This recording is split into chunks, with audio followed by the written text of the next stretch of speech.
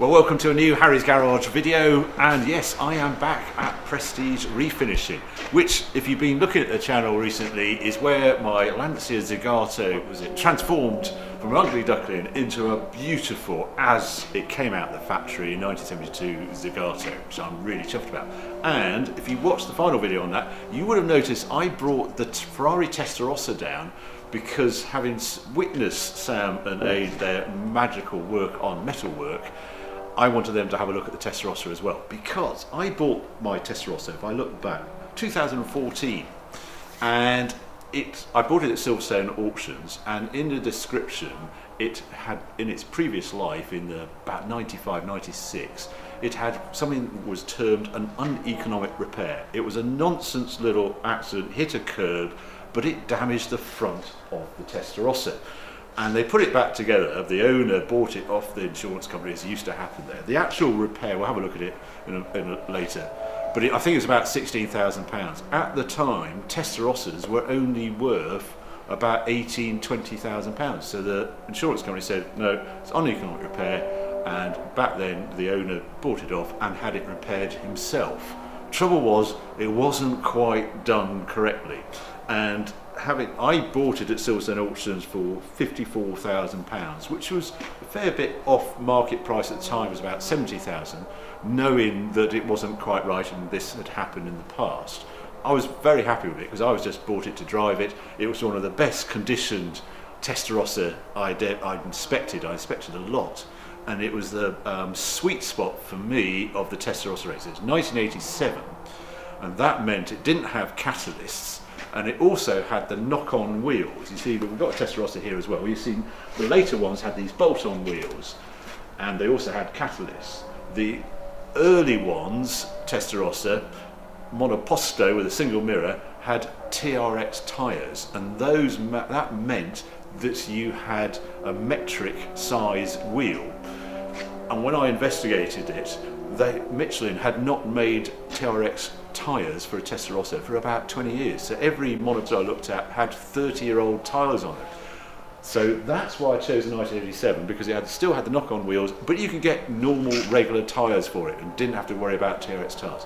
So I was keen on it, that's why I bought it. But ever since, it sort of niggled me that the bodywork wasn't quite right. And that's why it's come down here. We're going to go through it. I'm hoping this isn't going to morph into a giant, restoration project like the Zagato. This is an easy fix. You seem to enjoy those videos, so I thought you might enjoy seeing this Testarossa being fixed. And what we're going to do now, I'm going to play a little bit of video that Sam sent me when they inspected it before they'd started work. And then we're going to have a look at it as it looks now.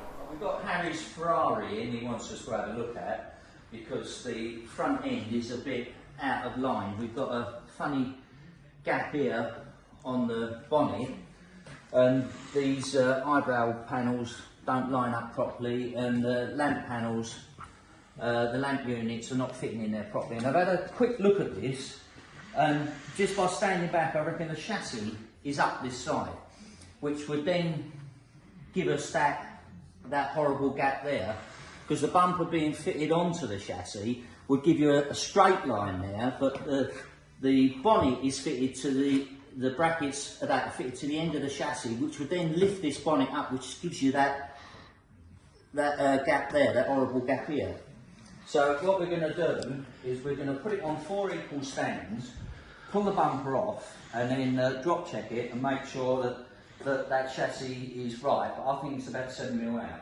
And then we're going to move this wing forward, because we've got a tight gap here, which is too tight, and I think the inner wing is probably in the right place. It's just the chassis that's gone. Just the front edge of the just the front edge of the chassis. the tubular chassis at the front. Yeah, but once we get the bumper off, we'll be able to check all that out. And we think the bonnet has gone back, and it looks like it's coated these little corner panels here and damaged them, and it's not quite right there either. So once we get the bumper off, strip that down, put it on 4 stands, and then we'll know exactly what we're dealing with. Yeah, also, I think where the bonnet's had a couple of little repairs, if we look on the inside, yeah, it's had a bit of welding through the back here that's not quite right. So we'll we'll take the paint off. Yeah, So a bit and it's thick all on the edge. ripply in this corner as well. So It's all ripply there, so we need to strip that down and see what's going on there. we'll take the paint off and we'll have a look. Adrian, look at it. It's transformed already. I mean, the paint doesn't look quite so good, but just, you've done quite a lot of work already, isn't it? It's just a juggling act from what I can see. It is a juggling act, yeah. Getting the headlight pods adjusted, they wasn't quite right adjusted. We had this funny gap here, which we thought the chassis was up a little bit, but the chassis might be up a little bit, it might not.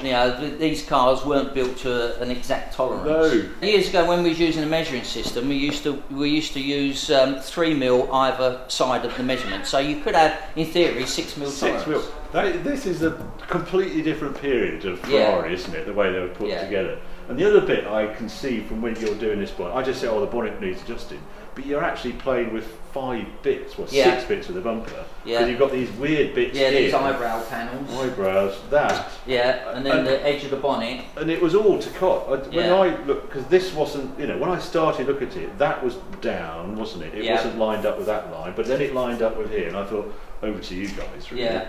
Well, I've got this pretty even now. The edge of the bonnet was quite flat, so I've had to put a curve back in there. So I've tweaked that, bent that down. Yeah. The wing wasn't fitted properly. Looking at there, because you were showing me this just earlier. There's a different gap here, isn't there?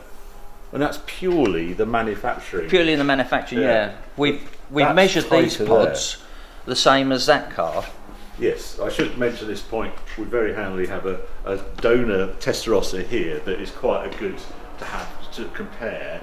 And this hasn't had any work, but you can see on here it's all slightly different gaps around, and it's just as it left the factory. These hand-built cars, it's slightly raised there. You've got an edge there, and it's not quite flat. But that's how they work. That's how they are. And I just want to get this one better. Yeah, but we've got this one better. Certainly have. This corner is.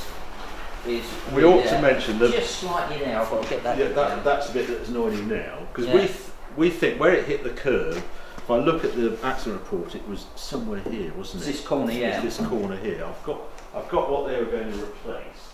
So repair damage to front near side bumper, headlight unit, front wing and door. Parts £11,750, which you think is a bit inflated, don't you, Sim? Definitely.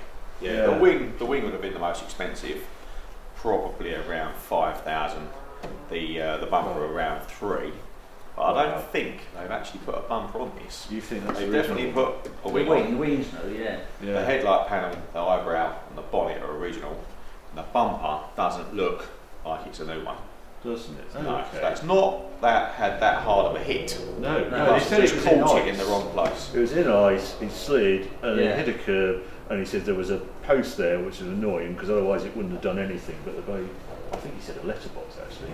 It just made it a bigger impact than it really was. Well, underneath this bumper there's a square tubular framework that holds this headlight pod up and the end of the wing, and it was that was out. Right. So when we I put it on 4 stands and we measured it up, you could see that this corner was down, which created that high spot there. Right. So once I put that in line, the wing dropped into line because we had no gap at the back of the wing, so that come into line, and it all started coming together. I think what I'm going to do now, you sent me a video where you've got that wing out and you can explain what's happening in that bottom corner. So I'm going to put that video in now. I spent the first day on this, took quite time to strip it down, and I found quite a few bolts that were missing and stripped and that, but I've started adjusting it now. I've got this wing and headlight pod sitting nice, it's level, and we've got nice gaps now.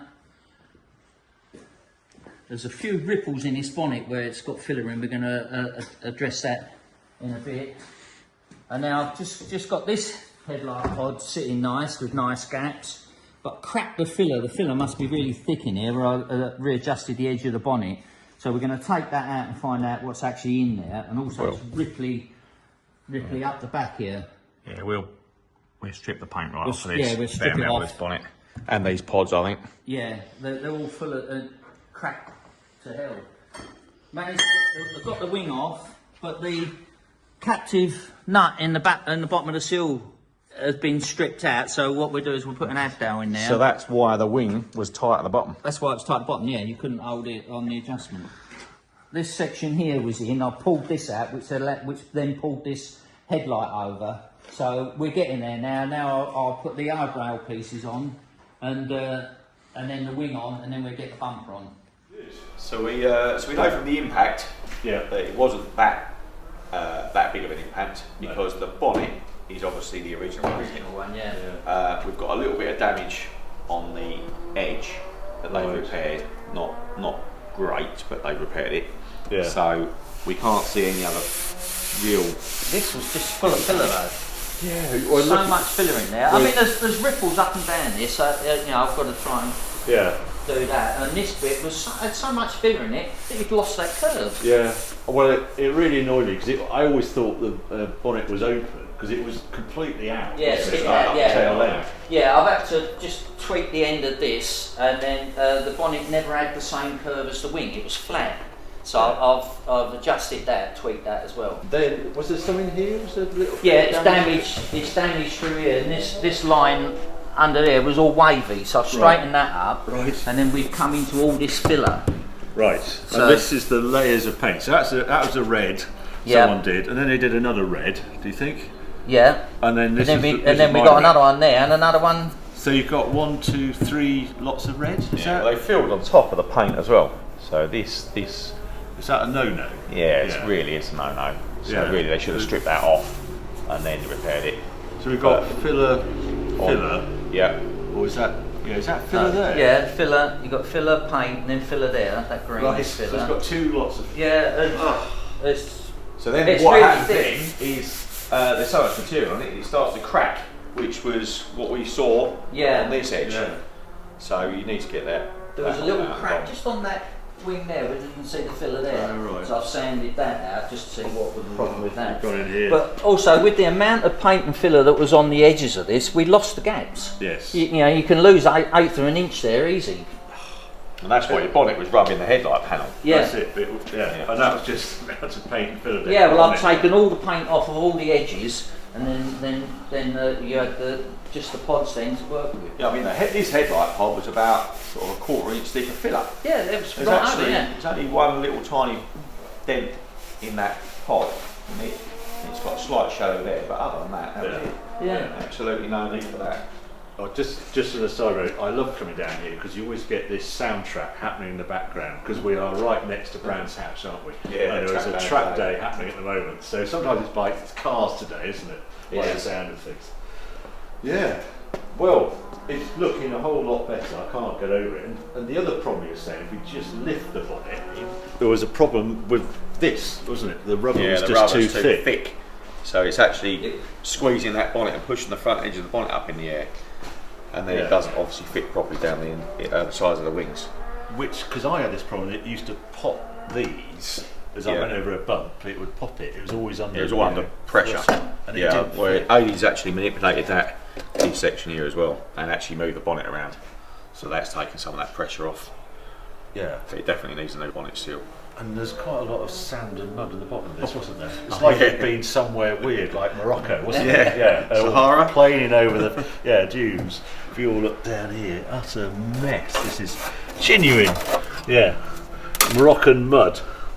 So that'll all be sorted. But yeah, it never had any bungs in, didn't it? That was what you discovered, and it's sort of open. Yeah, there's no seals in the corners. I don't know. Owners today. It's looking good, I have to say. I mean, the fit is almost there, isn't it? It's almost there, yeah. I'm nearly finished. Once I've finished all the bodywork and got it all to fit nice, then the bonnet will come back off. These headlight pods will come out. The eyebrow panels come out. The bumper will come off.